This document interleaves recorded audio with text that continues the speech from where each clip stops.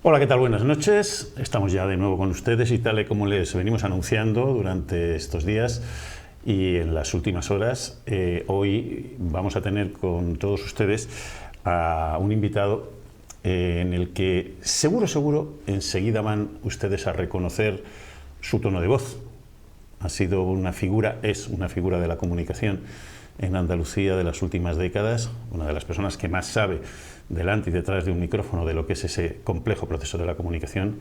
Es uno de los principales defensores, estudiosos y especialistas de nuestra Semana Santa. Yo les confieso que yo tenía muchas ganas de hacer esta entrevista como amigo, como maestro, como director, que fue en mi tiempo profesional posiblemente en el más importante por los medios en los que nos desenvolvimos, y como casi hermano, porque su madre tuvo el honor que me adoptara cuando él estaba en el servicio militar y yo recién llegado a Granada. José Luis Ramírez Domenech, buenas noches. Buenas noches. Yo hasta el final lo del hermano y tal sí lo asumo, todo lo anterior. Yo decía, ¿a quién está presentando Agustín esta noche? Pues estoy presentando a una de las personas más reconocidas de la comunicación, yo diría que en Granada y en Andalucía, bueno, sin ningún tipo de falsa modestia.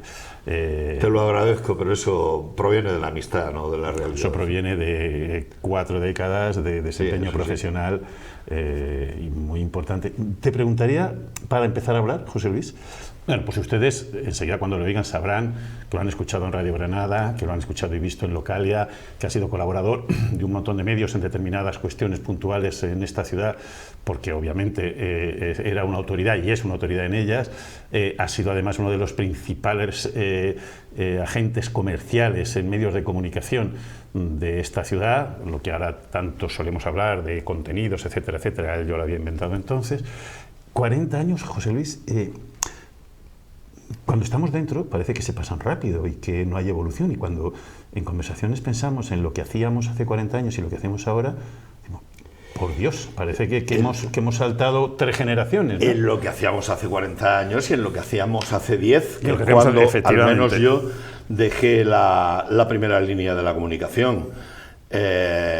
Sí, la progresión que ha habido, sobre todo en tecnología, que no en otras cosas, desgraciadamente, pero sí en tecnología es abismal, es tremenda. Yo recuerdo en mis conferencias en la universidad, cuando hablaba de la inmediatez del medio radio y de que posiblemente no tuviera competencia y ahora resulta que con cualquier cacharrito de estos que solemos llamar y que además se puede hablar con él por teléfono, pues puedes ejecutar lo que quieras a nivel comunicativo. Hijo de posiblemente la mujer más relevante de la radio, desde luego en Granada y en media España, Mercedes Domenech. ¿Cuánto pesa eso, José Luis? Tuve la buena suerte de que ella me pariera y de crecer a su lado. Entonces el recuerdo es impresionante, ¿no? A todos los niveles. Y pesar, pues pesaba, sobre todo al inicio, pesaba bastante, entre otras cosas porque ella no quería que yo me dedicara a la comunicación, ella quería que yo me dedicara, hice antes de periodismo, hice derecho, y ella quería que yo fuera notario, que era una cosa mucho más tranquila e incluso más productiva. Pero bueno, al final los hados vinieron hacia la comunicación, primero con temas de marketing y publicidad, y después prácticamente desde casi el inicio pues en tareas de dirección de medios de comunicación. Pero a José Luis Ramírez le mamó la radio, la mamó, sí, porque con su madre iba desde muy pequeñito a la radio. Aprendía a andar allí. Lógicamente, sí. Santa Paula II. Y no, bueno, efectivamente, estaba en la Casa de la Perra Gorda. En la Casa de la Perra Gorda. Estamos hablando de una historia. Sí. Vamos a olvidarnos. Pues del 56, del 55, por ahí. Me parece que fue en el 56, 57 cuando nos trasladamos a Santa Paula II. Pues hasta entonces, pues evidentemente mis primeros pasos y mi primera grabación la hice para un programa que el cuadro de actores de Radio Granada realizó a beneficio pues de Los Hermanos de San Juan de Dios, que era una parodia de la novela Amar Rosa, tan famosa en su momento. Aquí se llamaba Amar Risa, y a mí me tocó hacer de Javi, que era el niño con el que se monta todo alrededor la trama de la novela. Y tuve una frase estelar, impresionante, larguísima, que tuve que memorizar muchísimo tiempo, que decía: uy, esto me escama. Pero José Luis de joven ya le gustaba la radio Sí. y entonces, estando, creo que en la universidad estabas, entonces hiciste uno de los mejores programas de cine en la radio, ¿no? Hice cine y política. Era todo, eran tertulias. Bueno, pero lo de la política lo metisteis por la gatera. Sí, evidentemente. A pesar de eso, hubo 2 apercibimientos de cierre a la emisora gracias a mi programa y unos cuantos rapapolvos por parte de todos los que nos rodeaban, ¿no? Incluido el propietario, director de entonces, don Alberto Machado, ¿no? que dijo: ese niño, quitármelo de ahí, que me va a hundir. Pero sí, lo hicimos, lo hice evidentemente con compañeros de la facultad y bueno, pues tenía un cierto sentido y bastante audiencia dentro de la universidad, sí. Yo no diré nunca de cualquier tiempo pasado fue mejor, pero sí que desde luego era completamente diferente, ¿no? Hombre, fue asistir a toda la trayectoria de la transición en primera línea, ¿no? Entonces eso es impagable, eso pues no hace falta que te lo cuenten, lo vives, y lo vives, tú lo viviste también en buena medida, pues desde una posición de privilegio, donde te llegan noticias de todo estilo y sabes por qué línea tan floja estuvo andando este país durante más de un año, ¿no? Se puede decir que éramos unos niños, éramos unos críos y teníamos una 19 y 22 años. Una responsabilidad absolutamente extraordinaria. Fue un momento en el que además la radio desempeñó una tarea impagable, ¿no? Sí, hombre, la radio como medio informativo, bueno, todos creemos que nace la noche del golpe de Estado, ¿no? Cuando además los grandes nombres de la radio, que incluso se dedicaban a otros temas absolutamente distintos, léase José María García, por ejemplo, ¿no? Pues estuvo al pie del cañón haciendo toda la información de aquella noche, que fue muy suya. Radio Granada a las 9:30 de la noche estaba ocupada por la Policía Nacional, que venía a defendernos de un posible ataque del ejército. O sea, que es demencial. A esta altura es algo totalmente impensable, ¿no? Pero en aquel tiempo la cosa funcionaba así. José Luis era muy importante, era y sigue siendo, pero entonces era capital el tema comercial, el tema publicitario. Sí. Pero era una publicidad... Creo que está dando la vuelta a la tortilla, ¿eh? Ahora empieza a ser tan o más importante. No, ahora seguramente la sabremos.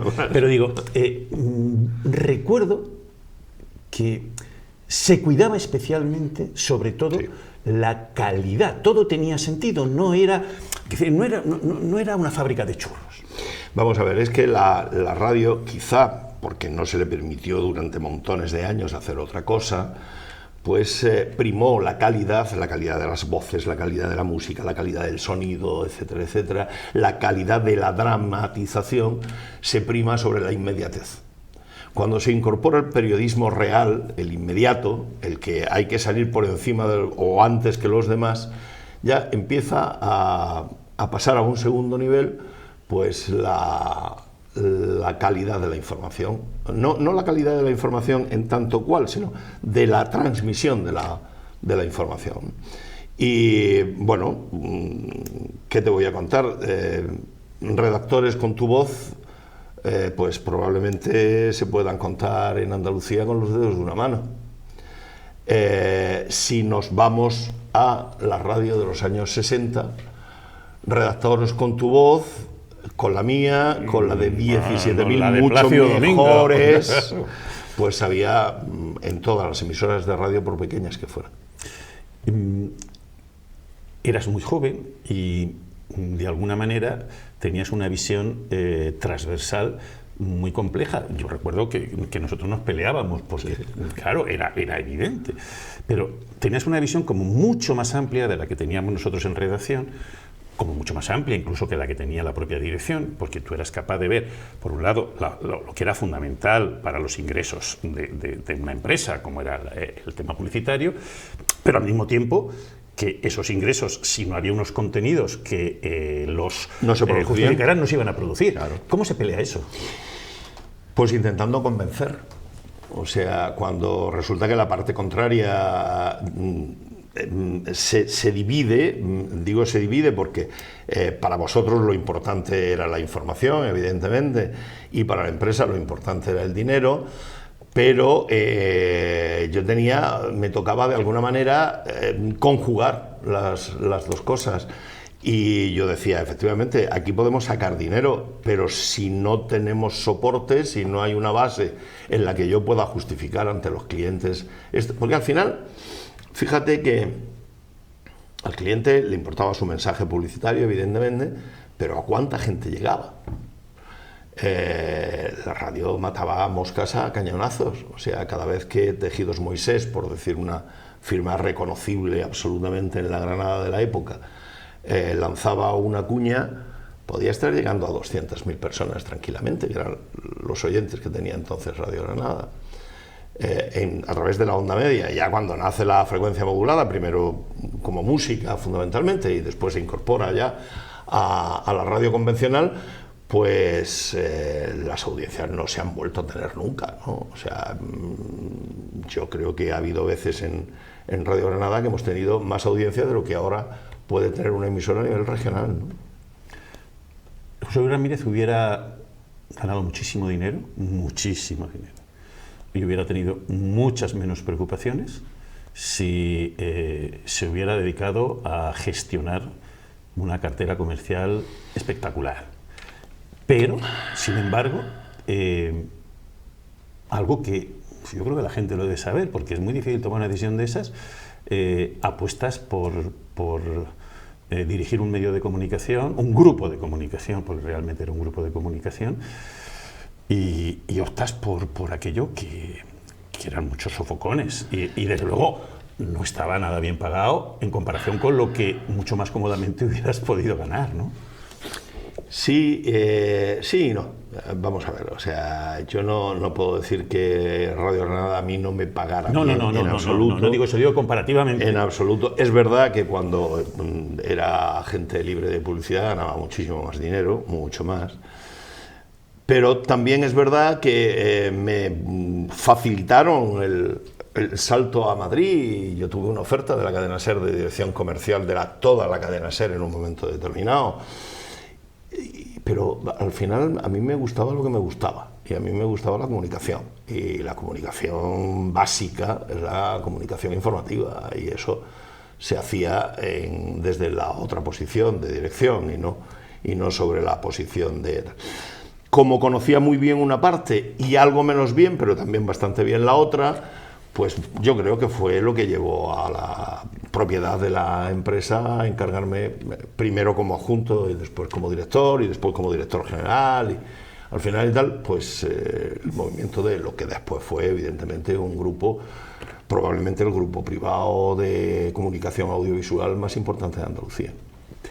Y estamos hablando de redacciones que hoy prácticamente... No tiene Madrid. No tiene Madrid y no tiene un periódico cabecera regional en Granada. Estamos hablando, además, extraordinariamente profesionalizada, o sea, no era ninguna broma, o sea, entrar en la redacción del grupo de Radio Granada no era fácil, era muy exigente, pero sin embargo se conseguía hacer un grupo humano que yo creo que fundamentalmente fue lo que llevó a esa casa a ser lo que ha sido, ¿no? Yo si algo tengo de valor en la trayectoria profesional mía o algo le dé valor es fundamentalmente a tener un grupo, de ese grupo humano, un grupo muy numeroso de amigos. Yo creo que al final era lo que se conseguía. con independencia de nuestras peleas matinales acerca de... Eran muy divertidas, José Luis.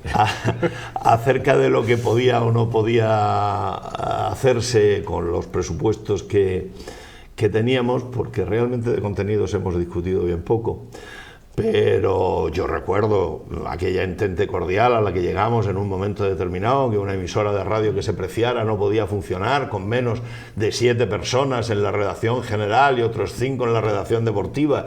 ¿Me quiere usted decir dónde hay 14 en redacción en cualquier cabecera regional de este país? Ningún sitio ya. Pero en fin, entonces sí lo hacíamos y lo llevábamos a gala. Y cuando se incorporó... Y muy bien pagados. Y dentro de un orden, sobre todo si lo comparamos con el momento actual, bastante bien pagados. Todos, desde el primero hasta el último. Bueno, yo sigo diciendo que la década de los 90 al 10 de los 2000 fue la década de oro de la comunicación local.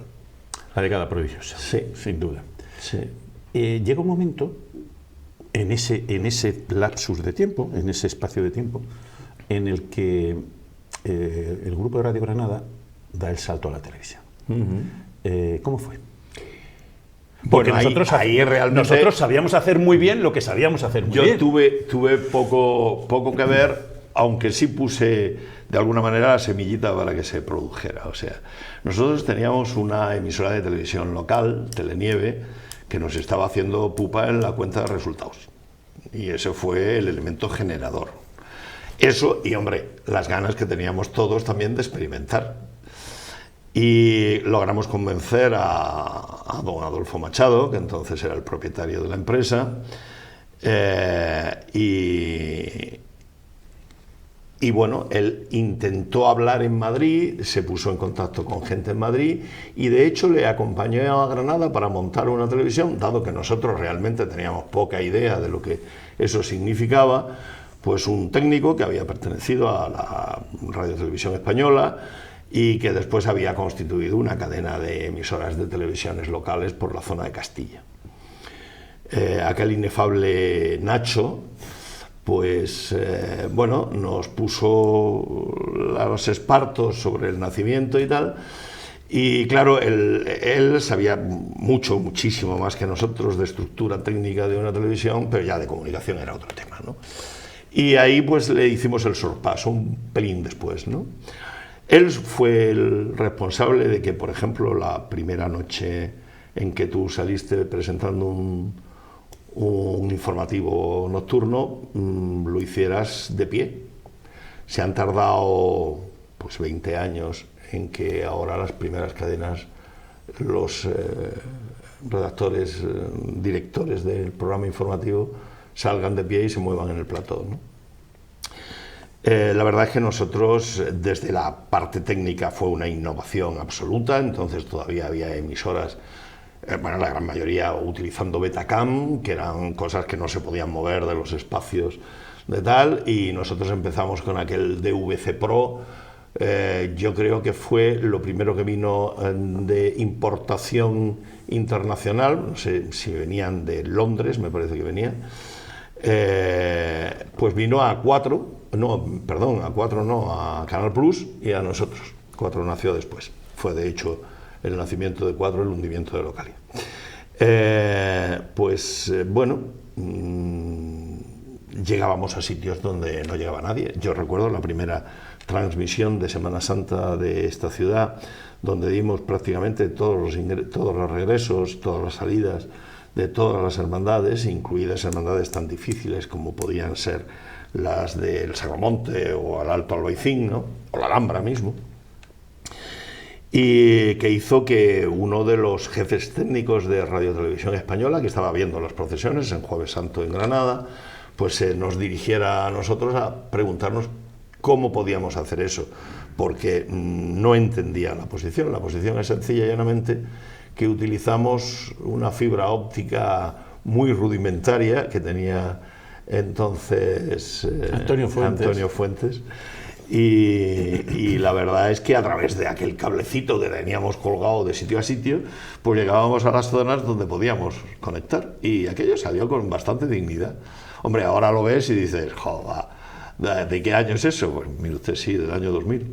Pero es que aquello fue una revolución. O sea, absoluta, fue una revolución. Tengan ustedes presentes que en aquel entonces una televisión nacional podía hacer 2 puntos de directo, Canal Sur, uno en cada capital, porque solamente montar una unidad de vía satélite, solo instalarla ya costaba 3.000 euros. Entonces, ojito, más luego... Medio millón de pesetas, porque estábamos hablando de pesetas. Más luego el consumo del tiempo que lo utilizaras. Sí. Es decir, estamos hablando de una auténtica revolución, el hecho de tener en la calle 15, 20 conexiones, sí, con redactores, especialistas en Semana Santa. 11 cámaras. Con cámaras.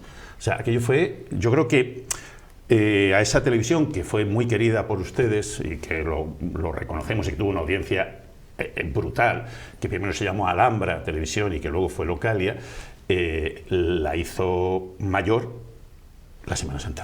Sí, a casi todas las televisiones locales, ¿eh? O sea, las televisiones locales, si tienen un porqué, es precisamente estar presente en las actividades de la ciudad, en lo que es el hecho por excelencia de la ciudad.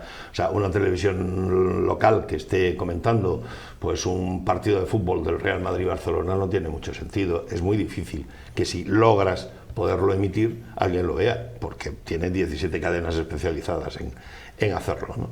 Ahora, si hay que emitir por decir algo, un Día de la Cruz en Granada, ya las cadenas grandes de televisión no les interesa, no pueden, no se acercan a todas las fiestas. Para eso están las locales fundamentalmente.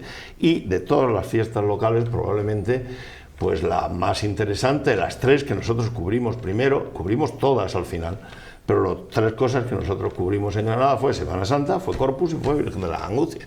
Las 3 cosas, 3 procesiones en la calle. Y no porque a mí me gustaba, que me gusta, la Semana Santa o las manifestaciones religiosas populares, sino porque era lo que nos congregaba a unas audiencias muy, muy importantes. O sea, cuando nosotros enviábamos a anunciantes nacionales audiencias de las noches de Semana Santa, nos pedían certificaciones por activa o por pasiva porque no se lo creían. O sea, el tener 75.000 personas, como tuvimos en alguna ocasión, viendo la entrada del Cristo de los Gitanos arriba, eso es... Bueno, hasta el punto de que alguna cadena regional, como tú bien sabes, prefería conectar con nosotros antes de poner su propia infraestructura, ¿no? El Centro de Análisis Documental y Electoral de la Universidad de Granada, de la Facultad de Ciencias Políticas, el CANDEA, que fue conocido como el CIS andaluz, en las encuestas que hacía de estado de opinión y tal, incluía preguntas que luego se publicaban o no respecto de qué consumo de televisión se hacía, en qué programas y en qué número.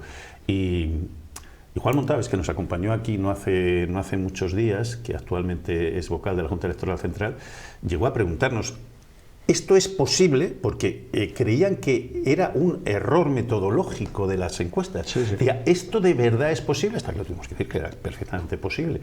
Es cierto que Granada respondió enormemente bien. También es cierto, José Luis, yo recuerdo que la condición para poner en marcha la televisión es que tenía que tener los mismos parámetros de calidad que cualquier otra televisión nacional o regional. Sí, eso es lo que nos propusimos desde el inicio, ¿no? O sea, el problema es que hasta entonces tú conectabas las televisiones, evidentemente muchísimos menos canales que ahora, y cuando llegabas al local automáticamente se notaba. O sea, Telenieve hacía honor a su nombre.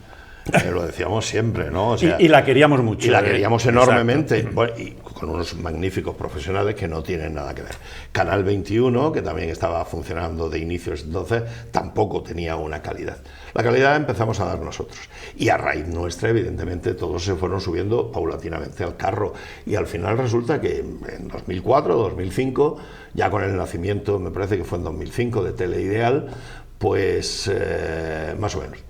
Pues la verdad es que teníamos un plantel de televisiones locales en esta ciudad muy importante y muy profesional en líneas generales. Pero nuestra casa madre era la radio y lo que también teníamos claro, y lo que nos gustaba. Y lo que también teníamos clarísimo es que bajo ningún concepto, porque la televisión te puede deslumbrar, etcétera, que bajo ningún concepto eso podía ocurrir, que nuestra prioridad absoluta tenía que ser la radio y nuestra hermana pequeña iba a ser la televisión. Sí.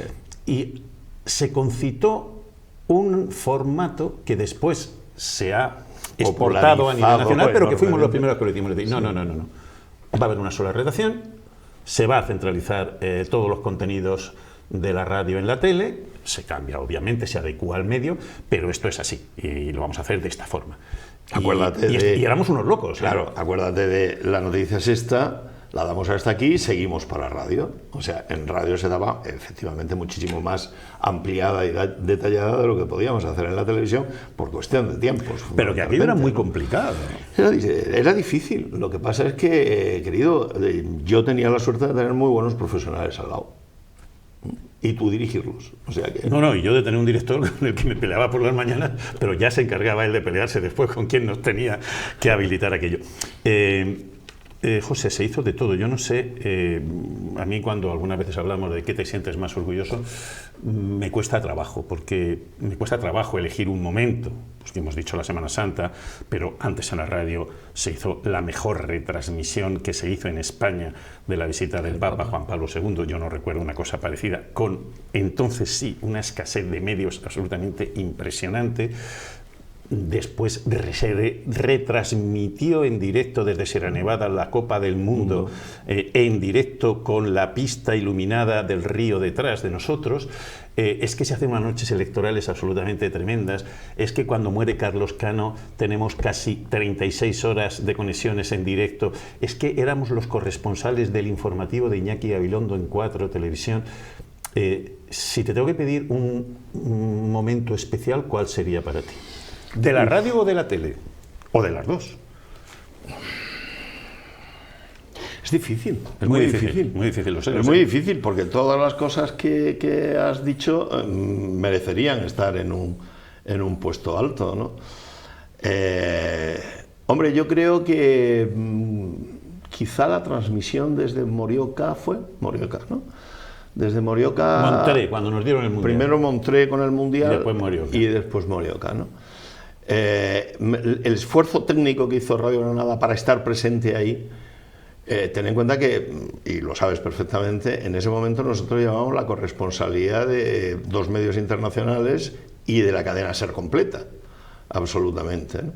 Entonces, para nosotros fue un reto que salvamos bastante bien. Después, con la técnica, pues las cosas se fueron facilitando bastante, que evidentemente era un esfuerzo humano tremendo, ¿no? Porque yo os hacía trabajar un poquito también. Entonces, y vosotros que estabais dispuestos, aquel refrán que decía el nene que tenía hambre y el padre que lo achuchaba, ¿no? Pues casi eso se producía así. Sí, estaba también y estuve muy orgulloso del Premio por Granada. El Premio por Granada, instituido por nosotros y que cuenta entre sus premiados, pues desde Bill Clinton a alguna metedura de pata, como determinado monarca lagüita, ¿te acuerdas? Pero entonces yo creo que... entonces era el que abría... Estaba de moda, estaba absolutamente de moda y tal, pero el rey de España, evidentemente, ir a París a entregarle el premio a Federico Mayor Zaragoza cuando dirigía la UNESCO. Eran cosas que eran muy difícilmente compatibles con una empresa pequeñita, que al fin y al cabo era una empresa familiar, de una ciudad relativamente pequeña también del sur de España, de Andalucía. O sea, es que eso cuando lo hablábamos en reuniones de dirección, en reuniones con otros comunicadores y tal, en Madrid o en Barcelona, decían, ¿estáis locos? Pero bueno, ¿y eso qué os da? Pues nos da satisfacción personal, sobre todo. Evidentemente, yo no creo que pudiéramos tener 5 cuñas más de radio por entregarle un premio a un personaje de este estilo, pero nosotros cada vez que lo dábamos nos satisfacía mucho. Y un enorme prestigio en la ciudad. Y en la ciudad teníamos un prestigio. Porque eso, José Luis, eso quizá, no me estoy refiriendo solo a nuestra casa, que por supuesto O sea, nuestro grupo tuvo una relevancia social importantísima por estas cosas, por el trabajo diario, por la gente que pasó por allí, etcétera, etcétera. Por los programas sociales. Por los programas sociales. Acuérdate de las cabalgatas de Reyes con las fiestas en Granada 10, con magos, con historias, con cosas, y da igual que terminábamos todos a Manolo Garrido, arrastrándonos por los suelos. Manolo Garrido con el maquillaje, corriéndole, llorando como una magdalena, repartiendo los juguetes. Con el niño negro que al lado se le tiró diciéndole papá, ¿no? papá. Pero quiero decir, esa época, porque es verdad que con independencia, que es cierto, en nuestra casa había una dimensión muy potente, pero en los medios, en Granada en general, los medios tenían un nivel de prestigio ciudadano enorme. Yo no quiero decir que se haya perdido del todo, pero no tiene nada que ver. Es que yo creo que se ha perdido el prestigio de los medios a nivel general. O sea, es que la comunicación es complicada ahora mismo.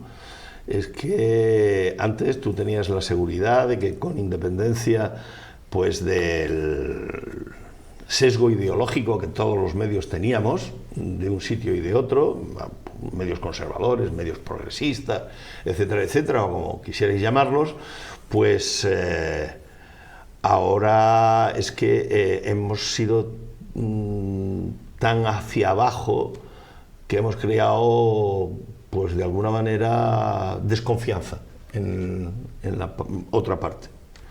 O sea, un medio de comunicación no es nada si no existe feedback, si no hay alguien que recoge tu mensaje. Y me da la sensación de que ahora mismo ese alguien que tienes delante siempre está desconfiando de lo que le dices. ¿Por qué? Pues yo entiendo que más que los medios profesionales como tales, que evidentemente tienen su sesgo ideológico, que tú lo conoces y de alguna manera recibes la información y tú debes tener la formación suficiente para poder cernerla y quedarte con lo que realmente te interesa, hay otro medio potentísimo que es la red social. Te iba a preguntar como tal, ¿no? Entonces la red social hace que sea tan fácil intervenir en ella que cualquiera, un crío con 7 u 8 años, es capaz de hacerte ¿cómo se llama esto ahora? Un blog, ¿no? O algo así. Y ganar millones. Y ganar millones con él, ¿no?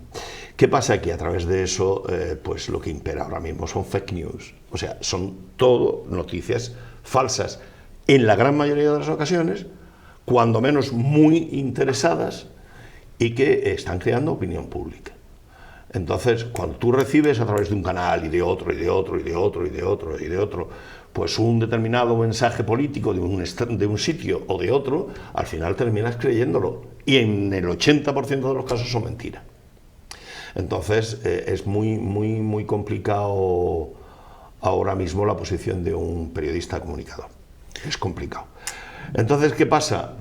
Que yo creo que los principales, las caras conocidas o reconocidas, mantener una cierta independencia es prácticamente imposible, y lo que hacen es alentar al oyente o al televidente o a la persona que recibe tu mensaje en la línea que tú sabes que a él le va a gustar. ¿Por qué? Porque así consigues audiencia, aunque sea solo de un sitio. Te iba a preguntar precisamente por eso, porque hasta la aparición de las redes sociales y de Internet como fenómeno global, y de las redes sociales más recientemente, siempre hemos dicho que los periodistas, los medios de comunicación, éramos intermediarios de la realidad y se la trasladábamos al oyente, a la sociedad. Ese monopolio es lo que las redes sociales han hecho saltar por los aires. Con lo cual dices, corremos ese riesgo de, teniendo más información que nunca, corremos el riesgo de estar más desinformados que nunca. Exacto, y mayor facilidad de comunicarla, además. O sea, pero quizás por eso, José, es lo que yo pregunto, quizás por eso el papel del medio de comunicación debería ser más necesario que nunca, para que por lo menos la ciudadanía sepa que lo que va a escuchar allí, aunque tenga efectivamente una línea editorial, que es muy lícito tenerla, absolutamente, pero, como hemos dicho siempre, los hechos son sagrados. Exacto. Y las opiniones son libres. Exacto. ¿No? Justo y llanamente. Lo que pasa es que ahora se confunden opiniones con hechos, y hay veces que se tergiversan los hechos para que tú tengas mayor brillantez en la opinión. Ahí yo creo que no sé a quién le corresponderá, si será a los colegios de periodistas o no lo sé, pero ahí se debería poner una regulación de algún estilo. O sea, un periodista de primera línea muy reconocido, muy tal, que cuando tú lo oyes o lo ves y tienes otras fuentes de información, dices, no estás diciendo absolutamente nada real. Hombre, no lo sé.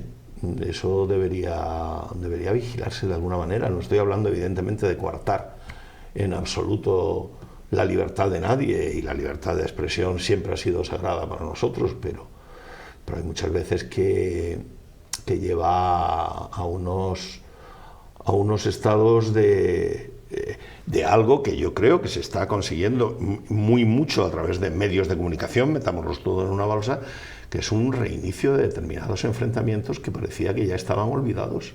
Es que ahora estamos hablando de cosas que si nos retrajéramos a hace 10, 12 años, diríamos, ¿de qué me estás hablando ahora, por Dios?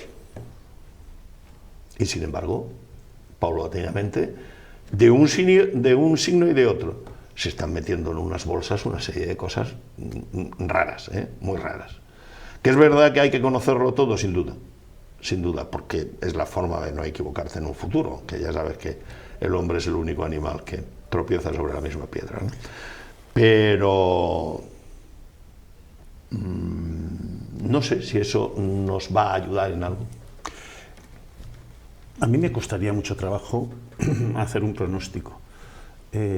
¿Hacia dónde crees que vamos en el mundo de la comunicación? Yo creo que el mundo de la comunicación va... Es que el problema ahora con lo de la inteligencia artificial vamos a tener otro avance o no. Es que no sé si llamar avance a eso, ¿no? Dentro de nada, bueno, todos estamos acostumbrados a llamar a cualquier sitio y que te aparezca una voz magnífica diciéndote si tiene tal, pulse 1, si no paga no sé cuánto, si no manténgase a la espera, si no no sé qué, si no no sé cuánto, ¿no? Pues al final, a lo mejor coges y pones eso y te aparece alguien ahí enfrente, pues con una voz metálica diciéndote, pues ha pasado esto. Bueno, ya lo están haciendo, ya ha habido experimentos de eso. Ya hay experimentos de eso, ¿no? Pero bueno, yo qué sé, yo creo que no voy a asistir a ese nivel de tecnología, bueno, con lo cual pues estoy muy tranquilo como estoy. Bastante tengo con intentar discernir qué es lo que me cuentan, qué es verdad, qué no es verdad, o hasta dónde es verdad o deja de serlo.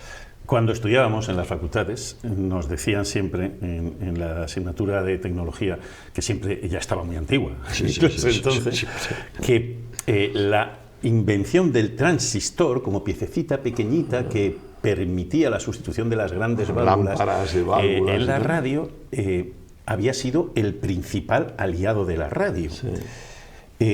La movilidad. Claro, porque te permitía efectivamente no tener que ir con un mamotreto así debajo del brazo, que además era imposible porque no tenías dónde conectarlo a la red, y permitía que la radio entrara en los coches, etcétera, etcétera. El smartphone, que es tan inteligente para unas cosas y tan peligroso para otras, ¿crees que es un aliado de la comunicación, de la radio o no? Sí. Vamos a ver, la tecnología siempre es un aliado cuando el medio, de alguna manera, lo utiliza como aliado y no sustituto.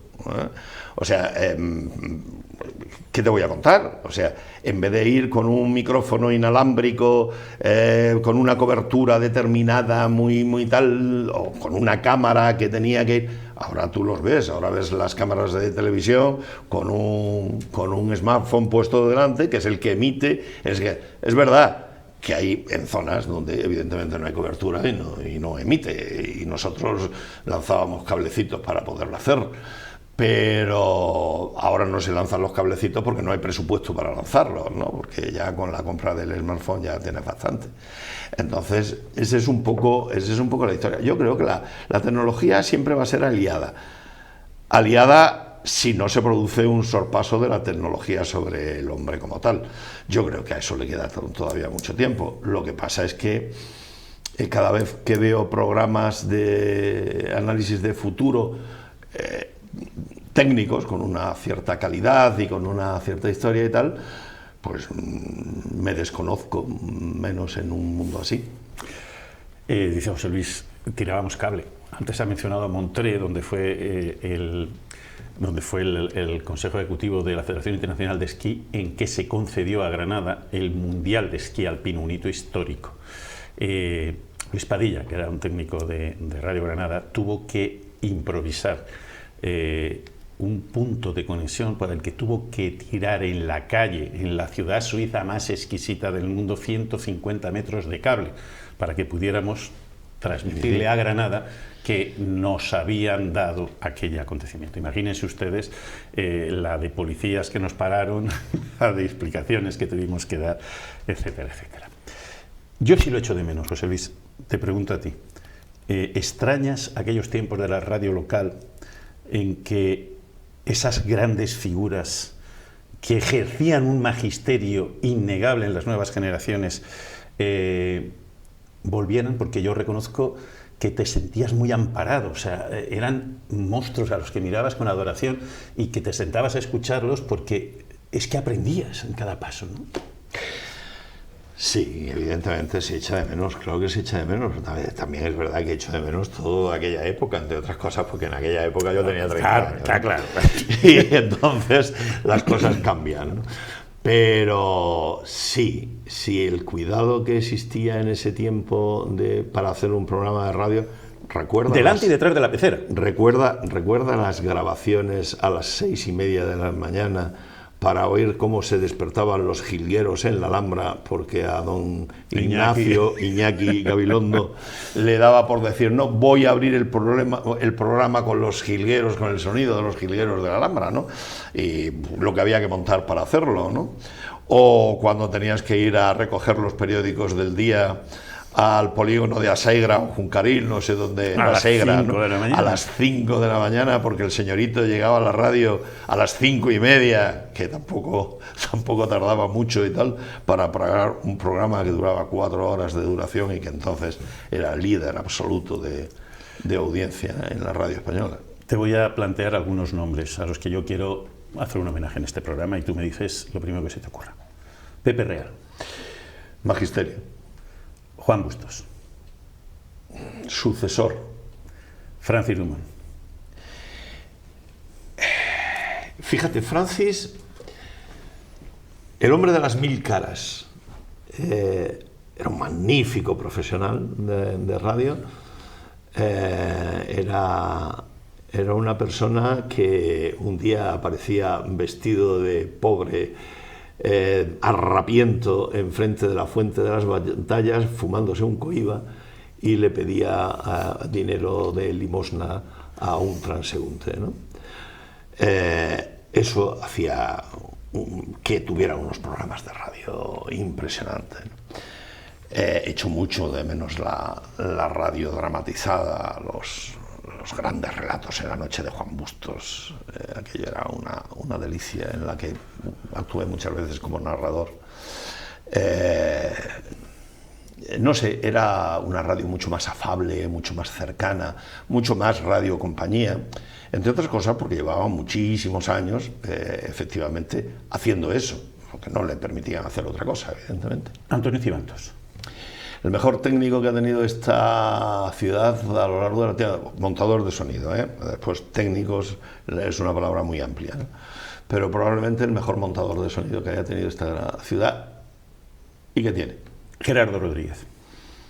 Un loco de las ondas, un chaval joven que le gustaba tanto la radio, pues que se iba a buscar extraterrestres a lo alto de un monte a las 6 de la mañana. Mercedes Domenech. Una leche cálida, magnífica, expresiva y amorosa. Josefina Ramírez. Una magnífica actriz, una locutora excelente, pero yo creo que donde ella disfrutaba más que en nada es encima de un escenario. Inma Codina.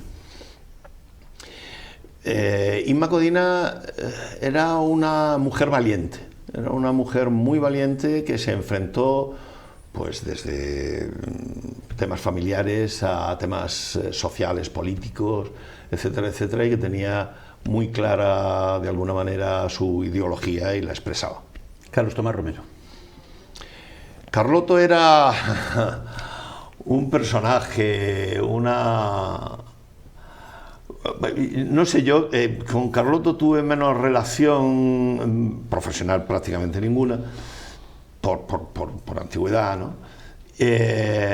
Pero yo creo que fue casi como una gallina clueca que supo recoger a todos los chavales que en aquel tiempo, aún todavía sin esas clases de periodismo especializado en periodismo deportivo, le gustaba el deporte, le gustaba el Granada Club de Fútbol y el inicio aquel del baloncesto. José Luis Codina. José Luis Codina, mi relación con José Luis Codina siempre ha sido ya muy senior, ya desde su postura de director y desde la mía. En la época de la radio lo conocí muy poco. Ramón Burgos. Bueno, Ramón, el primer redactor periodista profesional que tuvo Radio Granada, empezó conmigo en un programa que se llamaba...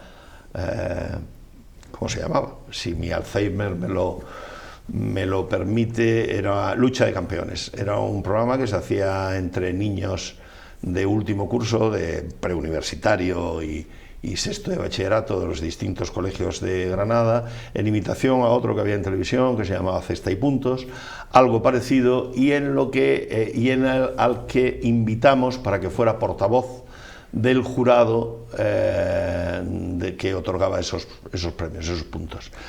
Él era entonces estudiante de Derecho de primer curso. Le gustó tanto eso que renunció al Derecho y se fue a Periodismo, y fue pionero porque fue la primera promoción de Ciencias de la Información Nacional. Miguel Ángel del Hoyo. Miguel Ángel del Hoyo, pues un excelente redactor jefe.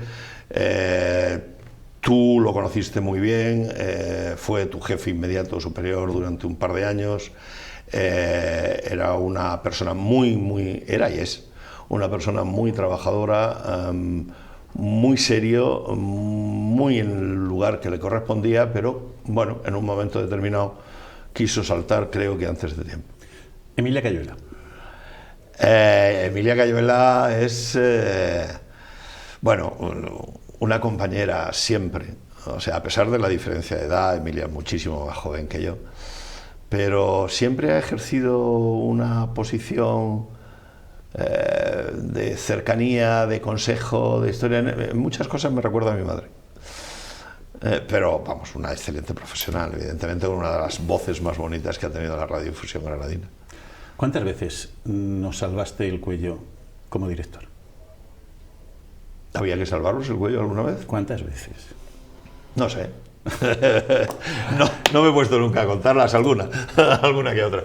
Querido José Luis, ha sido un auténtico placer, un honor y un gustazo. El honor siempre es mío, y el hecho de haber podido trabajar contigo durante tantos años no hace más que ratificarlo. Pues aquí tienes tu casa, nos encantará volver a contar contigo cuando quieras, y espero que ustedes hayan disfrutado de este rato tanto como he disfrutado yo. Volvemos enseguida con los temas de Andalucía en este lunes. Gracias, hasta ahora.